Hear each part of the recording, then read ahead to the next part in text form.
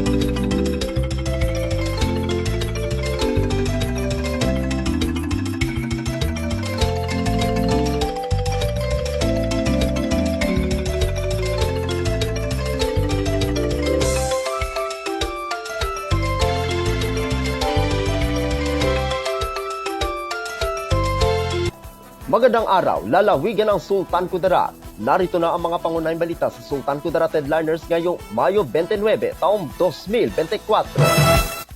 Baril at mga bala nakuha sa isang search warrant sa bayan ng Esperanza. Narito ang ula. Baril at mga bala ang natagpuan ng kapulisan sa isang bahay sa sitio Cabanalian, Barangay Ilian, bayan ng Esperanza, lalawigan ng Sultan Kudarat, nitong ika-29 ng Mayo taong kasalukuyan matapos ipatupad ang search warrant sa nasabing bahay. Kinilala ang may-ari ng bahay na si alias Babig, nasa 80 gulang at naninirahan sa naturang barangay. Ang paghalughog sa bahay ni Babig ay isinagawa ng mga tauhan ng CIDG na ang lead unit, katuwang ang mga operatiba ng Esperanza Municipal Police Station at Sultan Kudarat Police Provincial Office sa bisa ng search warrant number 24-354 na inisyo ni Honorable Judge Alan Edwin P. Boncavil ng Regional Trial Court o RTC, 12 Judicial Region, Branch 19, bayan ng Isulan, lalawigan ng Sultan Kudarat.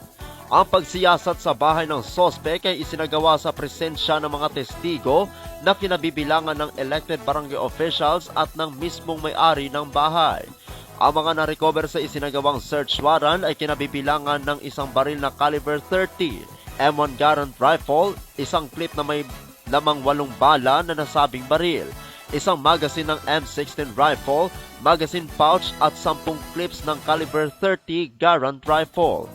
Dahil sa nakuhang mga ebidensya sa bahay ng sospek ay agad itong hinuli ng mga kapulisan.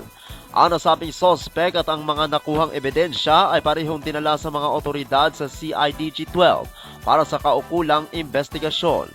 Ang sospek ay nahaharap sa paglabag sa Republic Act No. 10591 na inihahanda ng otoridad na isampa sa tanggapan ng Provincial Prosecutor laban sa naturang sospek. Mahigpit na pinapatupad ng pambansang pulisya ng Pilipinas ang isinusulong ng ating gobyerno, partikular ang ating mahal na Pangulong Ferdinand E. Marcos Jr. Natugunan ang kampanya kontra kriminalidad at tiyakin ang kapayapaan at seguridad sa ating bansa tungo sa bagong Pilipinas. Ako ang inyong kaibigang Apolinario Ferdinand Valencia para sa Sultan Kudarat Headliners. Nueva Vizcaya Electric Cooperative bumisita sa Sukelco para sa benchmarking activity. Narito ang ula. 14 na mga manggagawa mula sa Nueva Vizcaya Electric Cooperative o Novelco ng ika-2 rehiyon ang bumisita sa Sukelco noong ika-26 hanggang 28 ng Mayo taong kasalukuyan para sa benchmarking activity. Idinaan ng mga manggagawa ng Sukelco sa pagkanta ng maligayang pagdating, ang pagbati bilang pagpapakita ng kabutihan. Ang 2 araw na pagbisita ay nakatuon sa pagtuklas ng mga bagong oportunidad sa larangan ng panloob at panlabas na paraan kasama na ang technical at area operation, information technology, human resource, members at public affairs, financial and internal audit workflow at best practices na ipinakita ng Sukelco sa pagbibigay ng kalidad na serbisyo sa mga member consumer owners. Nagkaroon naman ng fellowship night na dinaluhan ng mga board of directors, management at mga manggagawa na nagpapakita ng malakas na pagkakaibigan at kapatiran sa pagitan ng Socelco at kapatid ng Electric Cooperative sa Luzon. Ang mga pagbisita ay nagkaroon din ng pagkakataon na bisitahin ang mga magagandang lugar sa lalawigan gaya ng Bansada Eco Park sa bayan ng Bagumbayan at napakagandang SK Provincial Capitol na kung saan na saksihan nila ang ganda at kaputihan ng mga Sultan Kudarateño. Ako ang inyong kaibigang Apolinario Freddy Valencia para sa Sultan Kudarat Headliners. Para sa uling balita, pagbasbas at inaugurasyon isinagawa sa Purok Kilang Community Fish Landing sa bayan ng Libak. Narito ang ula. Isa na namang proyekto ang natapos sa Barangay Tibuan, bayan ng Libak, lalawigan ng Sultan Kudarat sa ilalim ng administrasyon ni Governor Dato Pax Ali S. Manguna Dato. Ngayong araw, ika-29 ng Mayo taong kasalukuyan, sa Purok Kilang Community Fish Landing ay isinagawa ang Blessing and Inauguration of Shoreline Protection Project kasama si Governor Dato Pax Ali S. Manguna Dato. Nagpasalamat naman ang mga mamamayan sa lugar kay Governor Manguna Dato sa ibinigay na proyekto dahil malaking tulong ito sa kanilang kabuhayan. Ako ang inyong kaibigang Apolinario Freddy Valencia para sa Sultan Kudarat Headliners.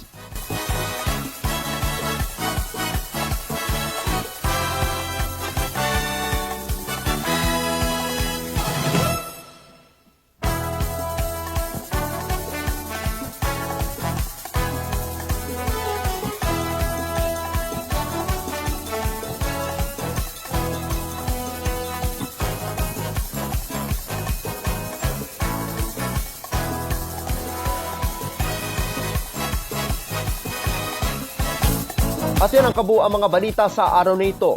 Mga balitang kailangan ninyo malaman, balitang walang kinakampihan, balitang totoo, balitang may dalang aral at inspirasyon. Ito ang Sultan Kudarat Headliners. Hanggang bukas, maraming salamat at magandang araw, kaibigan.